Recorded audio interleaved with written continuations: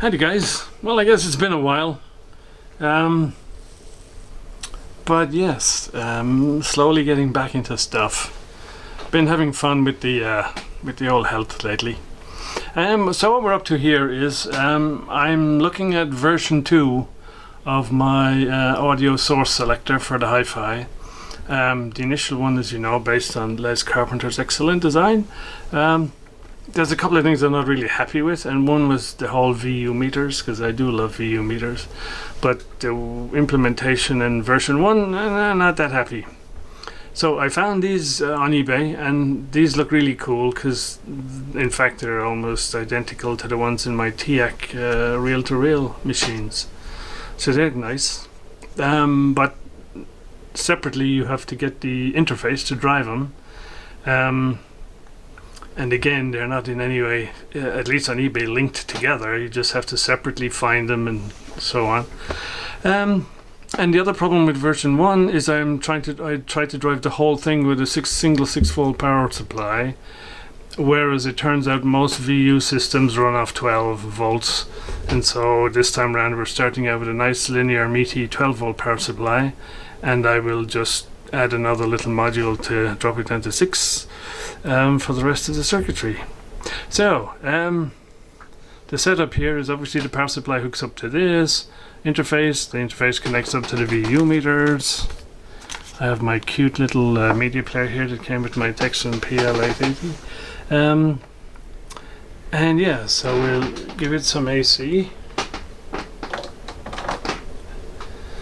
And of course the bulbs will be hidden when they're mounted.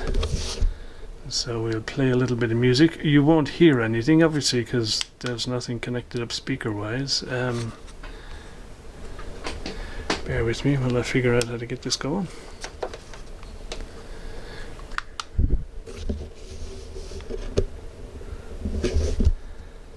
And there we go.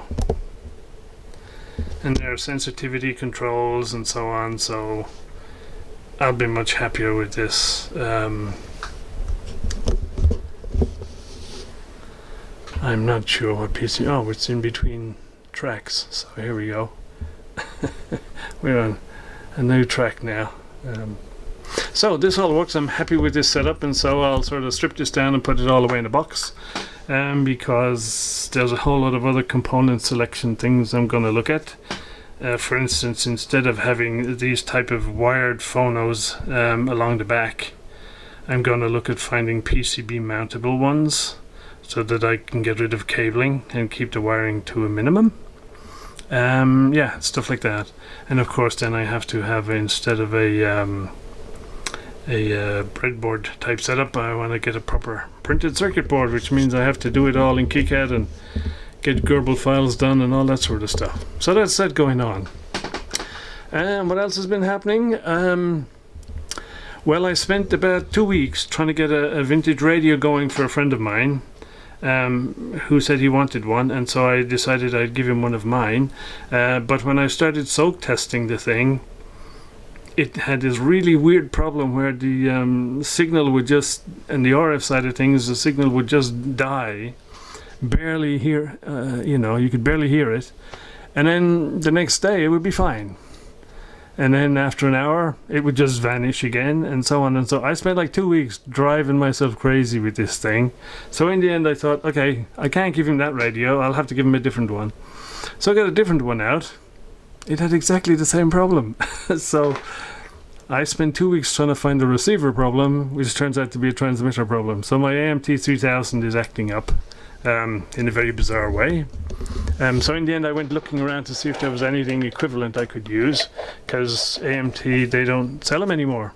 And I found this guy on the old eBay, which looks to be very similar, not exactly as flexible, but and so this is plan B. I will have a go at the AMT3000 to see if I can fix it, but if that doesn't work, we'll fall back on the Spitfire. And the last little project I'm just getting started on, let me go get the document.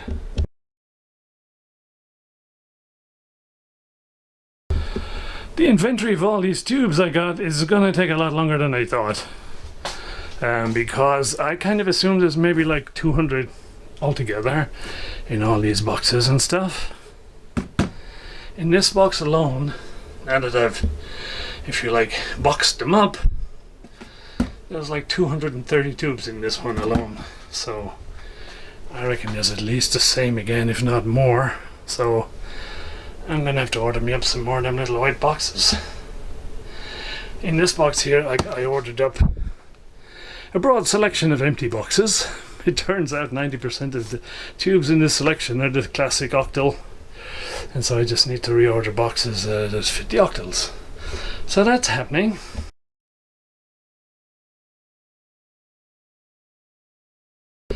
So this project is a pure nostalgia project for me. This is the Elector magazine from January 1976, and it featured an FM tuner, which I built in 1976. I etched the circuit, a whole lot, and it all worked just fine.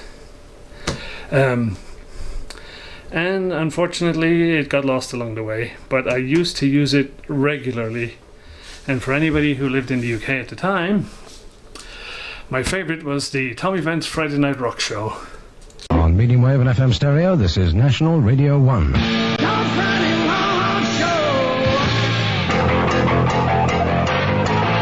So I decided I was going to remake this about a year ago.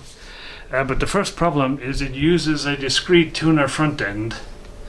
And I thought this is almost certainly unobtainium at this point. And sure enough, back then when I looked on the net, I could barely see any references to it at all, let alone anybody who had them for sale. So I just sort of put this one on the back burner and thought, you know, maybe later, we'll see. So then, cruising eBay one evening, I found somebody who was selling it. He had, I think, 2 of them. So I snapped one up and it arrived. So I thought, now I gotta go and get all the rest of these components that were, if you like, current at the time. And proving a little bit difficult, as I'm sure some of you guys know, it's easier to get components for a radio from the 40s and 50s than it is to get something from a solid state device from the 70s and 80s. However, I'm working my way down them. I have about half of these things sourced at this point. And as I get the complete set, we will then get on to etching the circuit.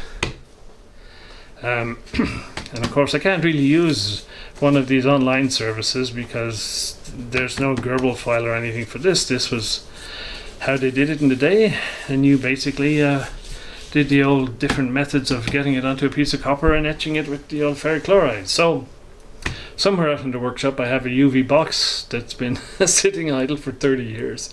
I have an etchant tank somewhere. I have some etchant crystals, I believe. But yeah, there's other bits and pieces I'll have to get. And so yes, so that is now off the back burner onto the front burner, and we are actively searching components. And when we get them all, when we know that we can get all the right ones, and for instance, some of these things like op amps and stuff, there are modern versions available, like the 3080, but this one uses the metal can type circular format, not the 8-pin dip or the 14-pin dip, and so I gotta get the metal can ones. The ones that's proving a little bit of a challenge right now is the 703s, but IC1 and IC2 is a LM703.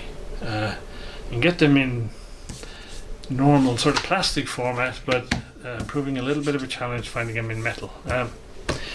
Okay guys, so that's it. That's what's happening.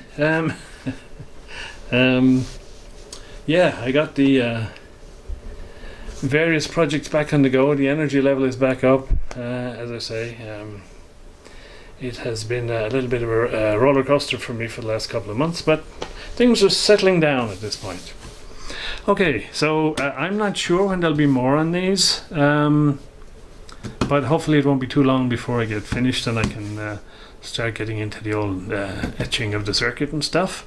And yeah, for the audio selector, that might take a while because yeah, even once I've sourced all the components I think I want, I then have to do the circuit board design and so on. Alright guys, that's it for now. More to come. Back again soon, I hope.